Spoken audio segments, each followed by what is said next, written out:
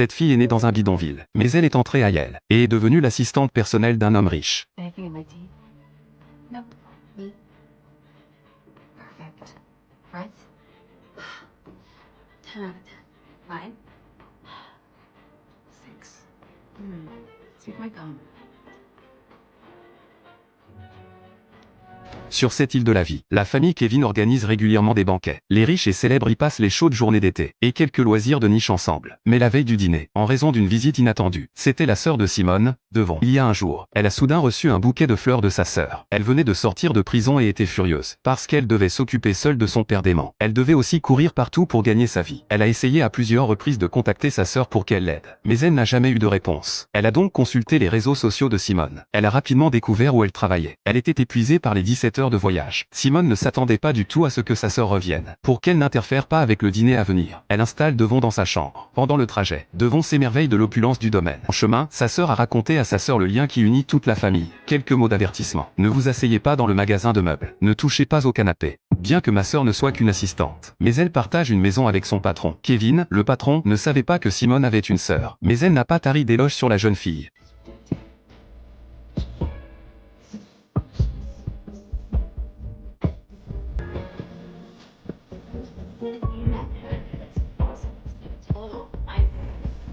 Devon voyant sa sœur si proche de son patron, est quelque chose de tout à fait incroyable. De voir sa sœur travailler si bien ici, et en tant que BFF devant Kevin. L'intimité de Simone avec son patron sera également commentée par les autres membres du personnel. Mais leur comportement de se cacher et de manger tranquillement a attiré l'attention de Devon. Elle n'était pas autorisée à manger quoi que ce soit avant la fête, et ont dû signer un accord de confidentialité strict. Peu après, un appel téléphonique, qui a permis à tout le monde de se lever et de travailler. Et quand ils sont partis, le domestique a laissé un message significatif. S'ennuyant, Devon se promène dans la propriété, et tombe accidentellement sur le petit ami de Simone. Puis il n'a pas révélé l'histoire de sa sœur dans une famille d'accueil. Cela a conduit à une dispute entre Simone et sa sœur, ce qui a perturbé la cérémonie. Afin de faire sortir Devon de la maison, Kevin a essayé de la payer. I don't want your money. No, caring for aging parents is such an expensive gag. No. No, Kayla, what? Okay, I didn't come here because I want your money.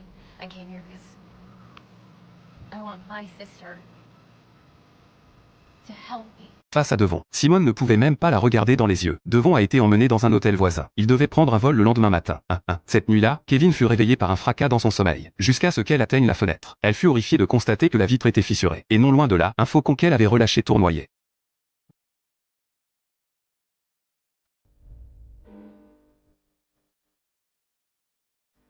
À ce moment-là, Devon aperçoit une scène choquante à travers ses jumelles.